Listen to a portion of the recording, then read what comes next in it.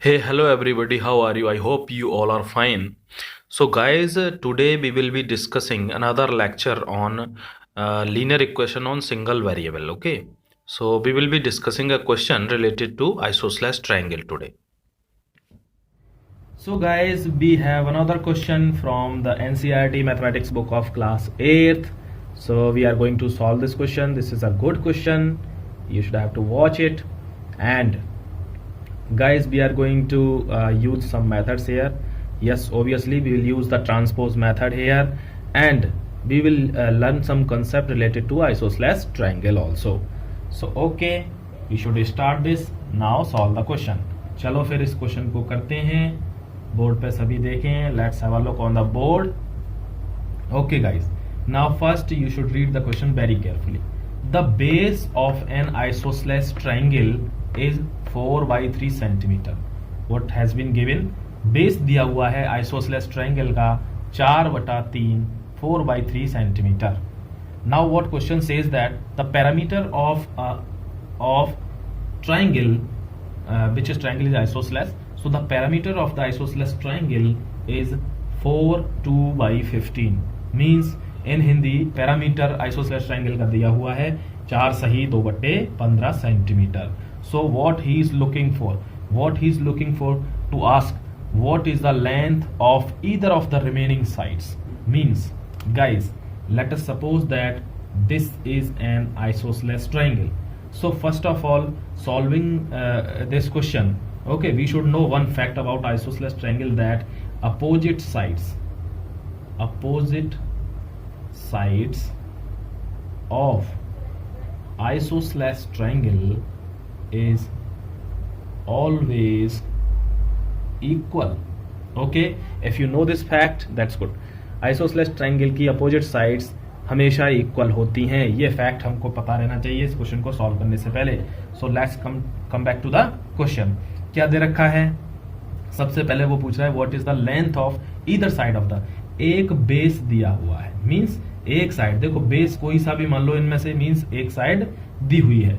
Base दिया हुआ है मींस एक साइड दी हुई है 4/3 सेंटीमीटर. ओके, तो हमसे पूछ रहा है कि कोई सी भी दो बाकी की साइड्स का length of either of the remaining sides, इन दोनों में से किसी एक साइड की आप लेंथ मुझे बता दीजिए. ये क्वेश्चन पूछ रहा है. Okay, so please solve this. Let's do this question. Be careful and be focused here also please. Okay, so we are going to solve this. What he is saying that yes, base has been given. Perimeter, now you should know the perimeter of isosceles triangle. क्या होता है? ये होता है sum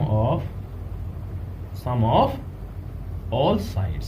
ये क्या होता है इसका? Perimeter. Sum of all sides means a plus b plus c. This would be the parameter of this. Okay, now come back to the question again guys. So parameter means क्या दे रखा है? 4 सही 2/15. कितना दे रखा है? 4 सही 2/15 is equals to sum of all the sides a plus b plus c. a means एक साइड हमको दे रखी है, मीन्स एक साइड हमको दी हुई है बेस 4/3 सेंटीमीटर. ये हमने मान ली है एक साइड है. अब हमको क्या करना है? प्लस लेंथ, या इन दोनों लेंथ में से L1 L2 कोई सी भी एक लेंथ हमको निकालनी है. चलो अब हम क्या करते हैं, यहां ऐसा करते हैं, हमने मान ली let according to the question let length be L.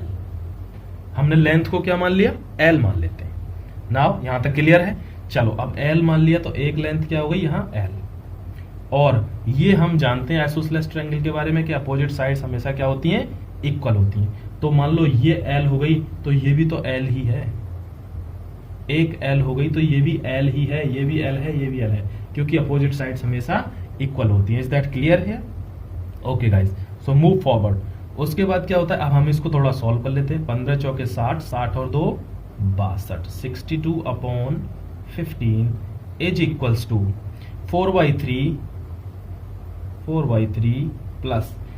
Plus L कितना हो गया? 2L. यहां तक तो किसी को समस्या नहीं होनी चाहिए गाइस. किसी को है क्या? चलो फिर move forward about this. 62 upon 15। मैंने क्या बताया था, कभी भी अगर वेरिएबल की वैल्यू निकालनी है तो कांस्टेंट को उससे दूर भगाओ, दूर भेजो। तो ये राइट हैंड साइड में प्लस का है, इसको लेफ्ट हैंड साइड में भेजेंगे तो ये किसका हो जाएगा, माइनस का हो जाएगा। 4/3 इज इक्वल्स टू 2l। यहां तक किसी को दिक्कत है कुछ? चलो फिर इसको आगे कर लो। देखो लो जरा एलसीएम, 15 और 3 का एलसीएम क्या आएगा, 3 अगर लेते हैं तो 3 तो 3 से कटेगा, लेकिन 15 से नहीं कटेगा, तो 15 लो, 15 दोनों से कटेगा। ठीक है, तो ले जरा एलसीएम, 15 एलसीएम लिया, 3 से 5 टाइम्स गया, 15 से 1 टाइम 62 माइनस 3 से कितना गया 5 टाइम्स, तो 4 इंटू, देखो यहां अगर करके बता दूंगा बाद में, अभी इसको सॉल्व कर देता हूं। यहाँ आएगा 20।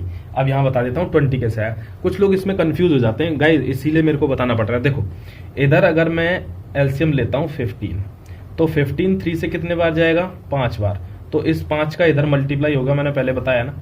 अब यहाँ 15 से ये 15 1 टाइम गया, तो इस 1 का मल्टीप्लाई इधर होगा। ठीक है, ऐसे सॉल्व होता है हमारा एलसीएम।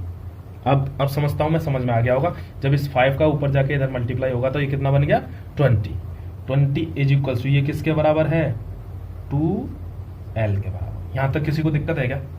चलो फिर आगे सॉल्व करो इसको। ये यहां पे कितना बचा, 42 divided by 15 is equals to 2l।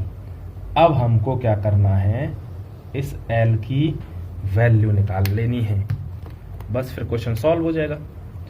42 divided by, देखो अब हमको l की वैल्यू चाहिए, तो मैंने क्या बताया कि जब भी वेरिएबल की वैल्यू निकालनी होती है तो कांस्टेंट को उससे दूर भेजा करो। तो दूर भेजेंगे तो क्या बचेगा यहाँ पे 15, ये यहाँ पे मल्टीप्लाई का है, इसको इस साइड भेजूंगा तो ये किस में आ जाएगा, डिवाइड में आ जाएगा ना। ये 15 into 2 is equals to l।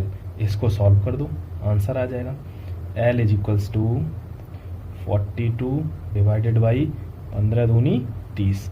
इनको जरा काटो आप, किसी से काटो जरा, 2 से काटेंगे 21, 2 से काटेंगे 15। ठीक है, 21 3 से कट रहा है क्या, 3 नहीं कट रहा, 3 7 21 कट रहा है। l इज इक्वल्स टू 3 से काटेंगे, 3 7 जा 21, 3 5 जा 15, 7/5। अब इस 7/5 को देखो, एक चीज ध्यान रखना यहाँ पे, ये किस फॉर्म में दिया हुआ है, ये किस फॉर्म में दिया हुआ है। वैसे तो यहाँ आंसर ये भी ठीक है, आंसर ये भी आप कर देंगे तो ये भी ठीक है, लेकिन हम इसको इस फॉर्म में भी लिख सकते हैं। किस फॉर्म में, जब हमको पैरामीटर दे रखा है। कैसे, देखो पैरामीटर असली क्या दिया हुआ है, 15 चौके 60 और 2 62/15 ये दे रखा है। तो अगर हम इसको ऐसे लिख सकते हैं तो इसको भी हम कैसे लिख सकते हैं, 5 से इसको काटेंगे, एक बार जाएगा, 5 एकन 5, कितना बचा 2, तो 1 सही 2/5 मीन्स इसको हम दोबारा से सॉल्व करेंगे, 5 एकन 5 और 2 7/5, यही लौट के आ जाएगा। तो l की वैल्यू इनमें से किसी में भी आंसर में दे रखी हो, दोनों ही करेक्ट हैं, 1 सही 2/5। Okay guys, I hope that you have got the concept and thanks for watching this video. I'll see you in the next lecture. We will come up with more interesting questions. Till then, thank you, take care.